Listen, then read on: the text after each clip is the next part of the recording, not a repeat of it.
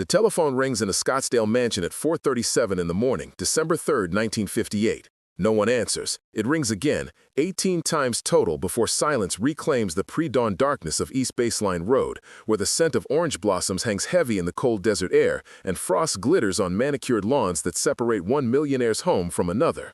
Inside number 1115, two bodies are cooling in separate rooms. Blood has stopped flowing from wounds so deep the ceramic tile beneath can be seen through the gaping flesh.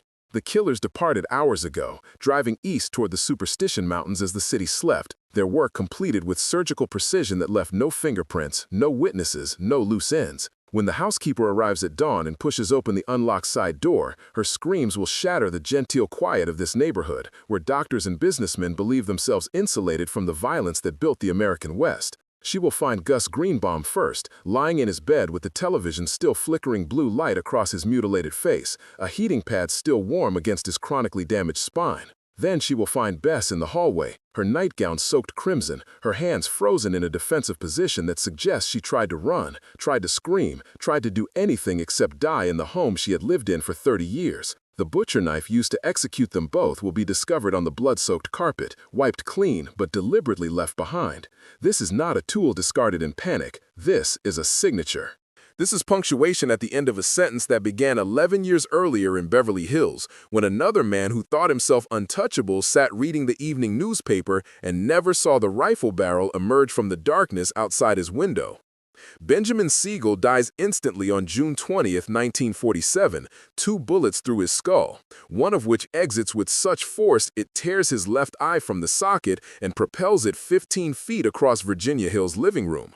The coroner will later note the immaculate condition of Siegel's manicured hands, the expensive fabric of his silk robe, the casual posture of a man who believed he was safe in the home of his mistress while his wife and daughters waited for him in another house, another life. The Los Angeles Police Department will investigate for months and find nothing useful.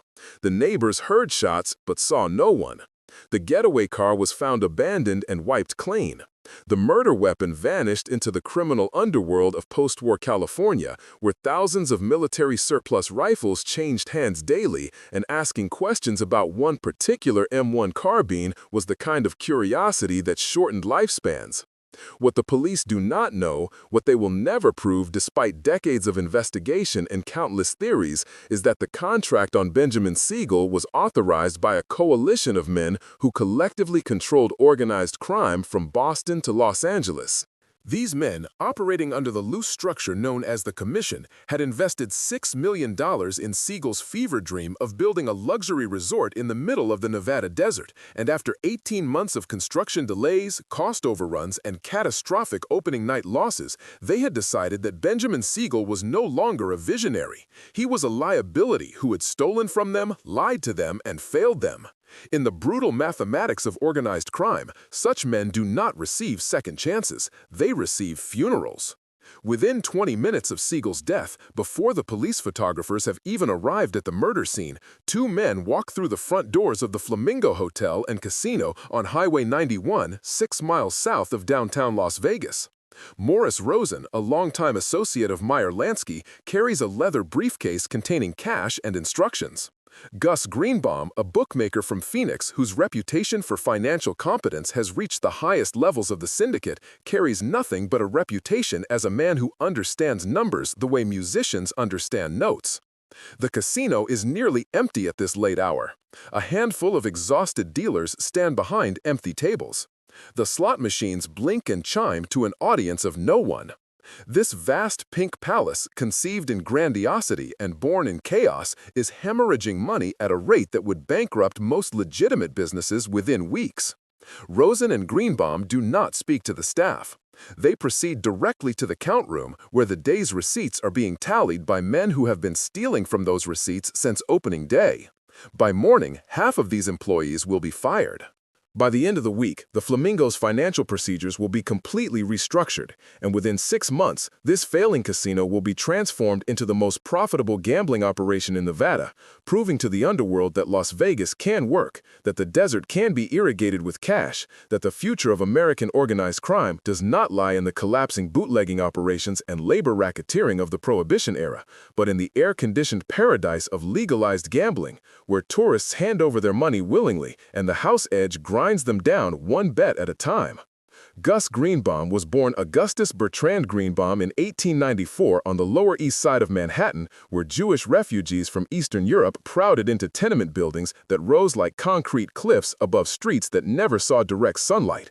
His father stitched garments in a sweatshop for wages that barely covered rent on their railroad apartment, where 7 people shared 4 rooms and the toilet was down the hall, shared with 3 other families who also boiled their water and watched their children for symptoms of tuberculosis and typhoid.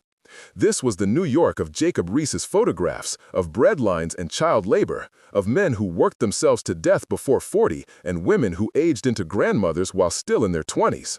It was also the crucible that forged the greatest generation of American criminals, men like Meyer Lansky and Lucky Luciano, and Gus Greenbaum's older brother Jake, who looked at the sweatshops and the tenements and the endless cycle of poverty and decided that the American dream was not achieved through honest labor. It was seized through intelligence, ruthlessness, and an understanding that the law was simply another obstacle to be circumvented by men clever enough to exploit its weaknesses. Jake Guzik, 10 years older than his brother Gus, would become known to history as Greasy Thumb, the financial mastermind behind the Chicago outfit who survived when flashier mobsters died because he understood that accountants outlive gunmen. In 1910, when Gus was 16 and working as a delivery boy for pennies, Jake was already in Chicago, already building the connections that would eventually make him indispensable to Al Capone. The brothers stayed in contact through letters and occasional visits, and Jake's success provided a roadmap that Gus would follow westward, away from the crowded streets of New York, toward opportunities in cities where criminal infrastructure was still being established and clever operators could carve out territories of their own. Phoenix, Arizona in 1920 was a desert outpost of 30,000 souls, where summer temperatures exceeded 115 degrees and the city's primary industries were cotton farming, copper mining, and extracting money from the cowboys and miners who came to town seeking whiskey and women. Gus Greenbaum arrived with $200 and an understanding of bookmaking operations that he had learned working for Manhattan gambling syndicates. Within 2 years, he had established a wire service that brought horse racing results from tracks across the country via telegraph, allowing Phoenix residents to bet on races they would never see in person. The operation was technically illegal, but so was most gambling in Arizona, and local law enforcement operated on a simple principle that Greenbaum understood instinctively: everyone can be paid. The sheriff received monthly cash payments. The mayor received campaign contributions. The telegraph operators received bonuses. The system functioned smoothly because Greenbaum made everyone rich without making himself visible. He paid his debts immediately, treated winners fairly, and never attracted the kind of attention that forced politicians to take action. This was the model he would later implement at the Flamingo, the understanding that sustainable criminal enterprise requires satisfied customers, paid officials, and operational invisibility. By 1930, Gus Greenbaum controlled most illegal gambling in Phoenix. His wire service had expanded to include bookmaking operations in Tucson, Flagstaff, and smaller towns across Arizona. He had married Bess, the daughter of a successful dry goods merchant, and purchased a comfortable home in the Encanto Park neighborhood where young palm trees were being planted along streets with Spanish names. To anyone observing from outside, Gus Greenbaum appeared to be exactly what he claimed: a successful businessman who owned several legitimate enterprises and donated generously to local charities. The truth was more complex. Greenbaum's legitimate businesses existed primarily to launder profits from illegal gambling, and his charitable donations were calculated investments in political capital that kept law enforcement friendly and prosecutors disinterested. He was building something that would later become standard practice in Las Vegas, a model of organized crime hidden beneath layers of legitimate business, where the criminal enterprise and the legal entity became so intertwined that separating them required forensic accounting and years of investigation. Meyer Lansky, already recognized as the financial genius of the National Crime Syndicate, first learned of Gus Greenbaum in 1935 from Jake Guzik, who mentioned his younger brother's successful operations in Arizona during a meeting in Chicago. Lansky, always alert for competent operators who could be integrated into the expanding network of mob-controlled gambling, initiated contact through intermediaries. The approach was subtle, simply an inquiry about whether Greenbaum might be interested in coordinating his wire service with similar operations in California and Nevada. Greenbaum understood immediately that this was not a business proposition. This was an invitation into a larger structure where refusal would be interpreted as hostility. He accepted, and by 1936, his Phoenix bookmaking operation was feeding information into Lansky's national network, processing bets that originated in other states, and laundering money through a web of shell companies and legitimate businesses that stretched from Arizona to Florida. World War II transformed the American West. Suddenly, the federal government was pouring billions of dollars into military bases, aircraft plants, and defense contractors. Nevada, previously ignored as an empty wasteland suitable only for mining and divorce tourism, became home to Army Air Force training bases and the massive basic magnesium plant in Henderson that employed 14,000 workers.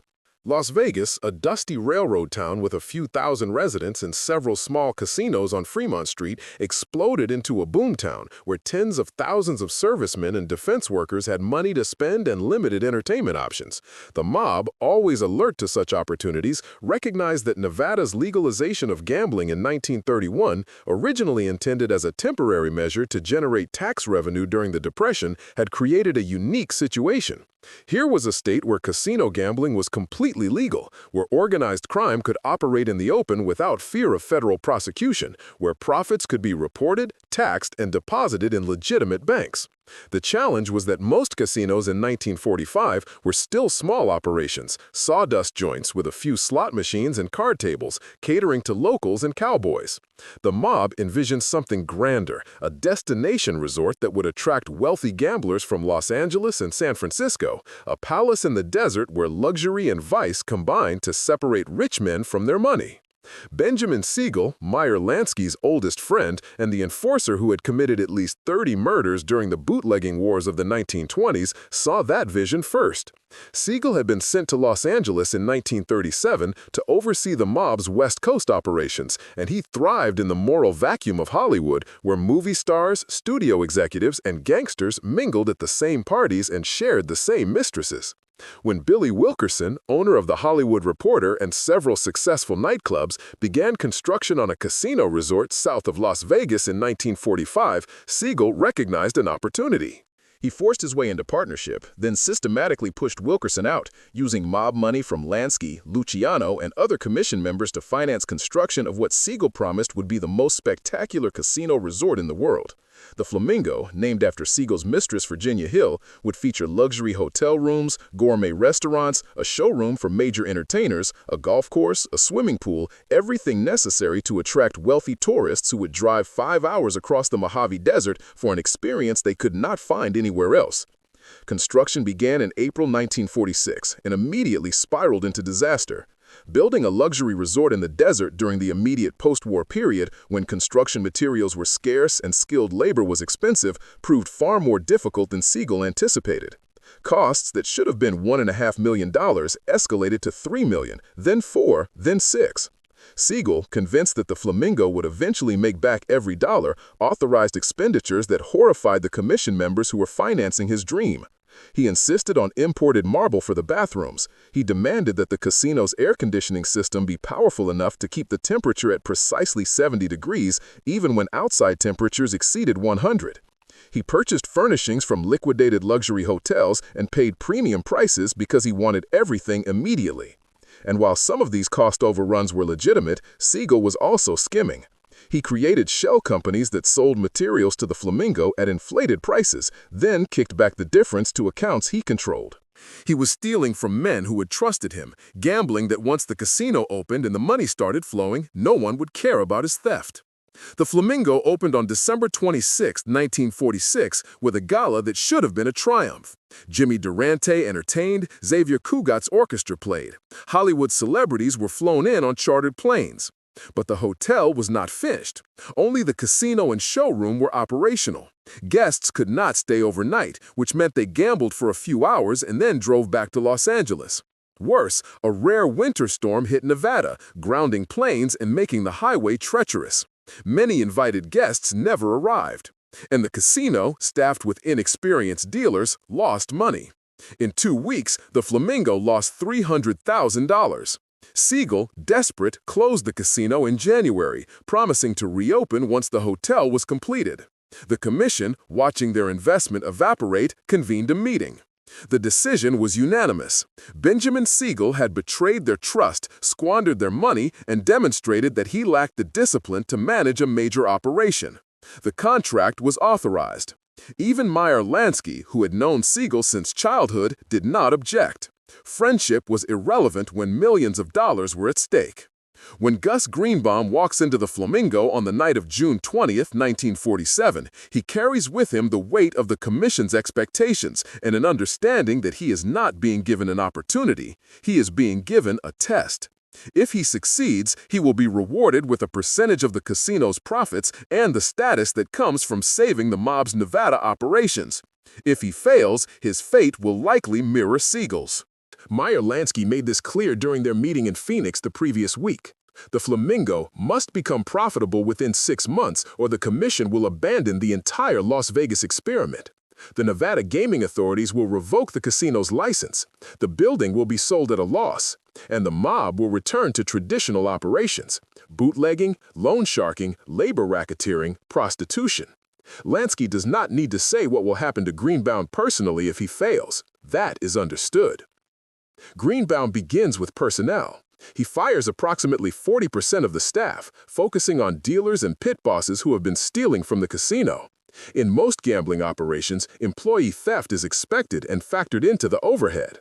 But the Flamingo is hemorrhaging money and cannot afford any losses beyond the house edge.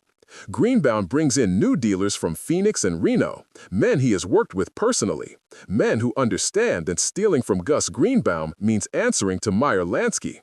He installs rudimentary surveillance, crude by later standards but revolutionary in 1947. Cameras are positioned to record the count room where cash is tallied at the end of each shift. Every transaction is witnessed by multiple employees, and the counts are cross-checked against table records. This does not eliminate theft entirely, but it reduces it to manageable levels. More importantly, Greenbaum adjusts the games themselves. Not dramatically, blatant cheating drives customers away, but subtly. He changes the blackjack rules to slightly favor the house. He adjusts the layout of the craps tables to encourage certain bets with worse odds. He recalibrates the slot machines to pay out less frequently. These modifications, nearly invisible to casual gamblers, shift the house edge by a few percentage points. Over thousands of bets, those percentage points translate to enormous profits. Then Greenbaum focuses on the customer experience. He understands something that Siegel never grasped. Gambling is not about winning. Gambling is about the fantasy of winning. Customers need to feel special, pampered, valued. High rollers who lose $10,000 at the tables must leave feeling like they received $50,000 worth of experience. Greenbaum upgrades the restaurants, stocks the bars with premium liquor, and instructs his staff to treat every customer like a millionaire. Complimentary rooms for big spenders, free meals, tickets to sold-out shows, beautiful women hired specifically to make wealthy men feel young and desirable. The Flamingo becomes not just a casino, but a destination, a place where ordinary rules do not apply, and anything seems possible under the neon lights and desert stars. Within 3 months, the Flamingo is profitable. Within 6 months, it is generating $300,000 monthly. By the end of 1948, the casino has cleared $4 million, and the commission members who financed Siegel's dream are receiving their investments back with generous interest. Gus Greenbaum becomes a legend in underworld circles, the man who saved Las Vegas, the operator who proved that legitimate gambling could be more profitable than any illegal enterprise. Meyer Lansky publicly praises Greenbaum's work. Tony Accardo sends emissaries from Chicago to study the Flamingo's operations. Other mob families begin purchasing or building casinos in Nevada, following the blueprint that Greenbaum established. The Desert Inn opens in 1950, followed by the Sahara, the Sands, the Riviera. The Las Vegas Strip emerges from the desert like a neon mirage, each casino more extravagant than the last, all of them operating on the principles that Gus Greenbaum refined at the Flamingo: customer service, mathematical precision, and the Skim. The Skim is the dark heart of mob-controlled Las Vegas, the system through which millions of dollars flow from casino count rooms to organized crime families in cities across America. The mechanics are simple. Each night after the casino closes, supervisors gather the cash from table games and slot machines. Most of this money is counted, recorded, and deposited in the casino's bank accounts, where it appears on official ledgers, is taxed by the state of Nevada, and becomes legitimate profit. But a percentage, typically 10 to 20%, is skimmed off before it enters the official count. This cash is placed in separate bags and delivered to mob couriers who transport it to Chicago, New York, Miami, wherever the commission members who finance the casino are based. This untaxed money, invisible to regulators and law enforcement, represents the true profit of Nevada gambling. The official profits are substantial, but the Skim is a fortune. Estimates suggest that during the 1950s, mob families were extracting $7 to $10 million annually from Las Vegas casinos through skimming operations. That is equivalent to roughly $100 million in contemporary currency, and it flowed smoothly, reliably, month after month, year after year. Gus Greenbaum manages the Flamingo Skim with the same precision he brings to every aspect of casino operations. The count room supervisors who handle the Skim are men he trusts absolutely, often relatives of Chicago outfit members or longtime associates of Meyer Lansky. The couriers who transport the cash are professionals who have been moving illegal money for decades. The system functions flawlessly because everyone understands the consequences of failure. The Skim is sacred. It is untouchable. Stealing from the Skim is not theft from the casino. It is theft from the most dangerous men in America, men who have killed for far less. For several years, Greenbaum honors this understanding. The Skim flows smoothly. The commission is satisfied. Greenbaum is rewarded with substantial bonuses and growing authority over the Flamingo's operations. He purchases a larger home in Phoenix, investing in citrus groves and real estate. He and Bess travel to California and Mexico. He appears to be a successful businessman enjoying the fruits of his labor. But beneath this facade of prosperity, Gus Greenbaum is deteriorating. The back pain that has troubled him for years, the result of an injury whose origins remain unclear in historical records, worsens throughout the early 1950s. His doctors prescribe increasingly powerful painkillers, morphine derivatives, synthetic opioids, medications that dull the constant ache radiating from his lumbar spine, but also cloud his judgment and create physical dependency. By 1953, Greenbaum requires these medications just to function. He takes pills in the morning to get out of bed. He takes pills at night to sleep. The dosages escalate as his tolerance increases, and soon he is consuming quantities that would incapacitate someone without his dependency. The drugs alter his personality. He becomes irritable, paranoid, forgetful. He misses meetings. He makes decisions that do not align with his previous judgment. People notice. Simultaneously, Greenbaum begins gambling. Not professionally, not with the calculated risk management that characterized his bookmaking operations, but compulsively. He plays blackjack at his own casino, sitting at tables until dawn, chasing losses with the desperation of any addicted gambler who believes the next hand will reverse his fortune. This is catastrophic for multiple reasons. A casino operator gambling at his own establishment creates obvious conflicts of interest and erodes staff morale. But more significantly, Greenbaum is losing thousands of dollars nightly, then tens of thousands. The house edge that he so carefully calibrated to extract wealth from customers is now extracting wealth from him, and he cannot stop. This is the central tragedy of Gus Greenbaum. He understands the mathematics of gambling better than almost anyone alive, yet he cannot resist the irrational belief that he is somehow exempt from those mathematics. By 1955, Greenbaum is dipping into the Skim. Not large amounts initially, just a few $1,000s here and there to cover his gambling debts. He tells himself he is borrowing, not stealing. He will replace the money as soon as his luck changes. But his luck never changes because luck is not real. The house edge is real, and it grinds him down one bet at a time. The amounts he takes from the Skim grow larger. $10,000, $20,000. He begins lending money to friends and high rollers, extending credit to gamblers who cannot repay, making increasingly erratic decisions that would horrify the man he was a decade earlier. The Chicago outfit begins asking questions. Their representatives visit Las Vegas and review the Flamingo's books. The skim is light. The numbers do not reconcile. Where is the money, Gus? Greenbaum blames variance, bad luck, high rollers who hit winning streaks. He promises to make up the shortfall, but the outfit's accountants are not fooled. They know the difference between statistical variance and embezzlement. Tony Accardo, the Chicago boss, who inherited control of the outfit after Al Capone's imprisonment, sends word through intermediaries. Fix this or there will be consequences. Meyer Lansky, hoping to salvage his longtime associate, removes Greenbaum from the Flamingo in 1956 and installs him as manager of the Riviera Hotel, another mob-backed casino. This is intended as a fresh start, an opportunity for Greenbaum to demonstrate he can still perform at the level that saved the Flamingo. Instead, it becomes a disaster. The Riviera's profits collapse within months. Greenbaum is gambling heavily, consuming painkillers constantly, and making decisions that range from questionable to incomprehensible. He extends massive lines of credit to gamblers who default. He hires friends and relatives for positions they are unqualified to hold. He is running the Riviera into the ground, and worse, he is still skimming, not to enrich himself, but to cover debts, to pay off loans, to maintain the illusion that everything is under control.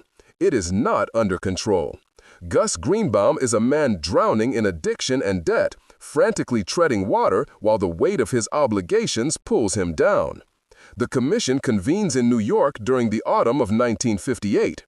Meyer Lansky, Tony Accardo, and representatives from other major families meet to discuss what must be done about Gus Greenbaum.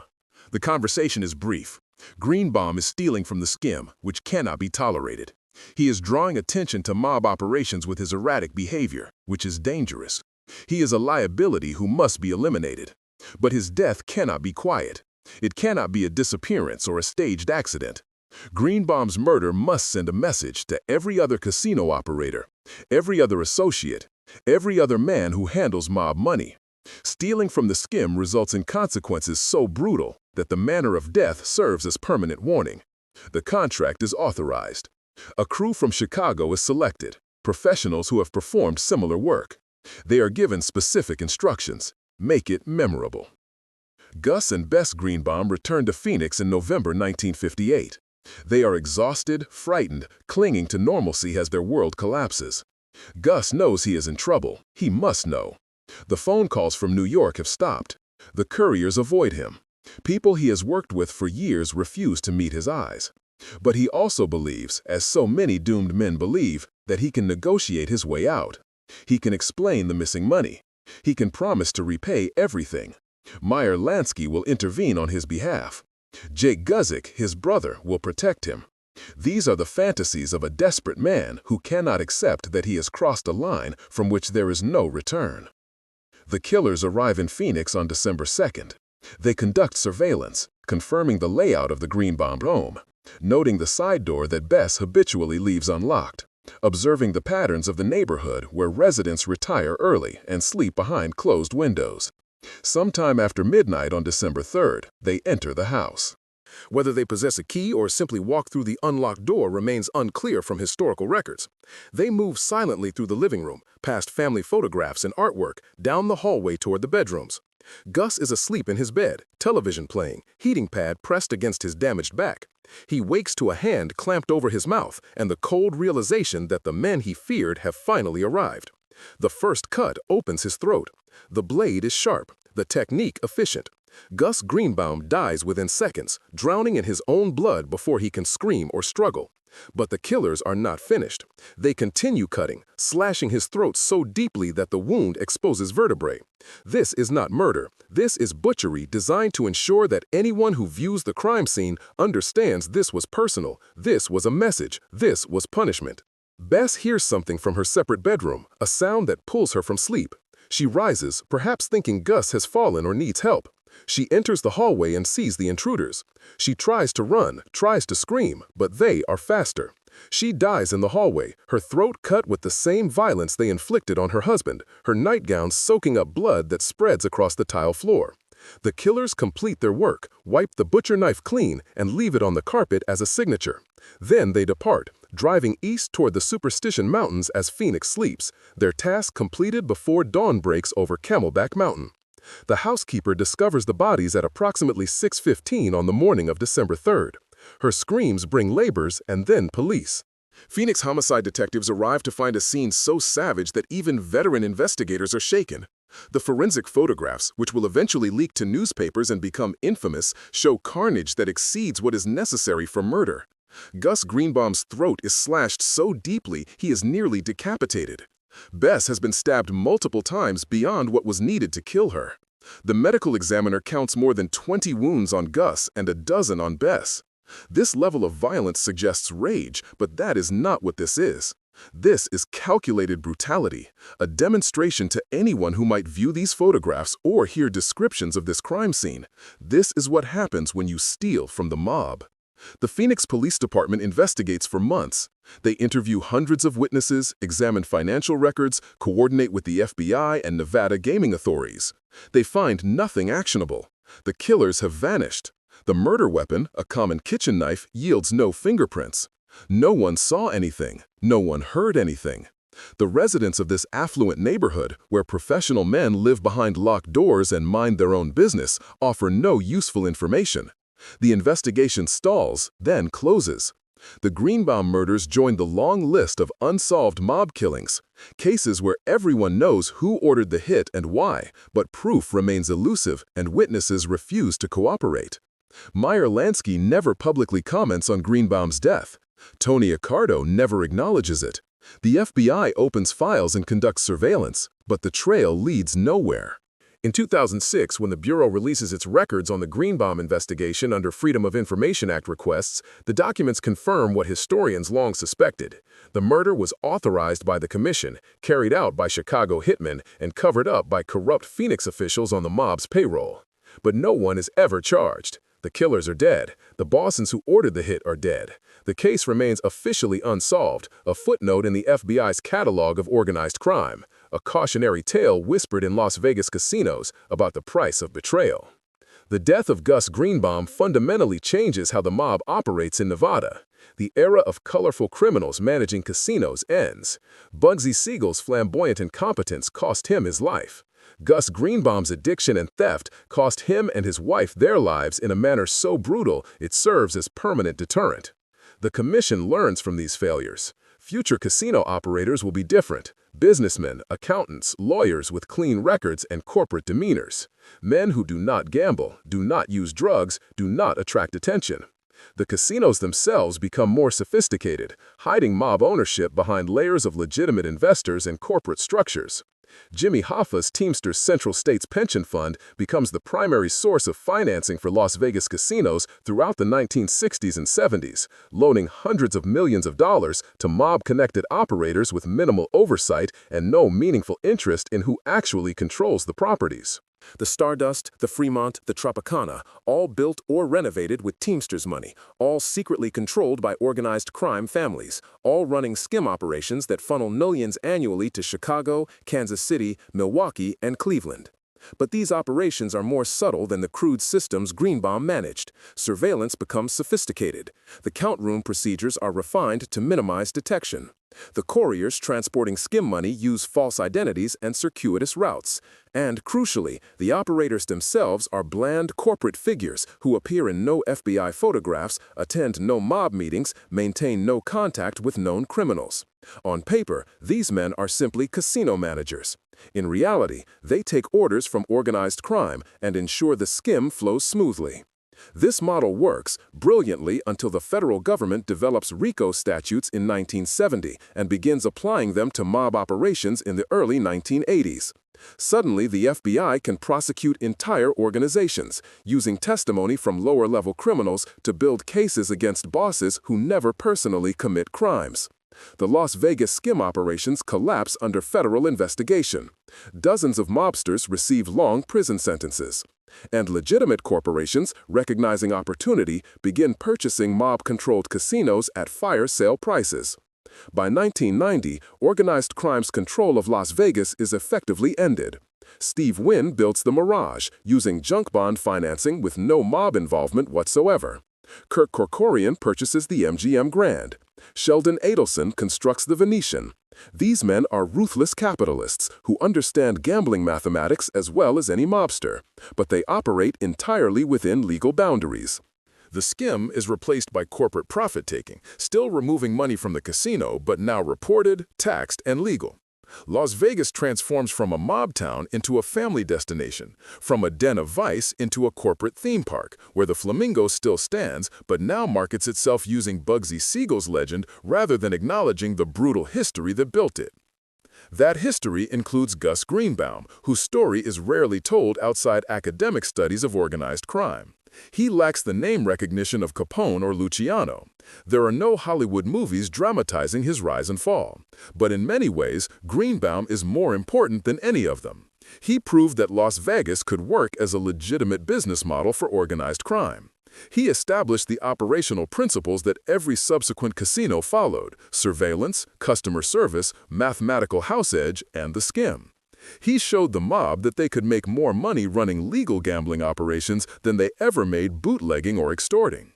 And then he demonstrated what happens when addiction destroys discipline, when compulsion overrides intelligence, when a brilliant man, convinced he can beat a system he himself designed, discovers that no one beats the house edge. The house always wins. Always. Today, the Flamingo remains on the Las Vegas Strip, though almost nothing of the original structure survives. The building has been renovated, expanded, demolished, and rebuilt multiple times.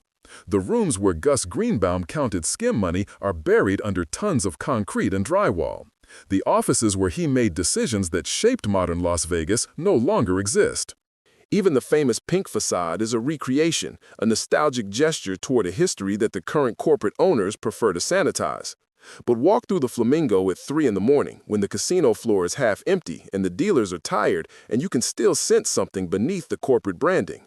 Ghosts, perhaps, or simply the weight of history, the understanding that this place was built on stolen money and violent death.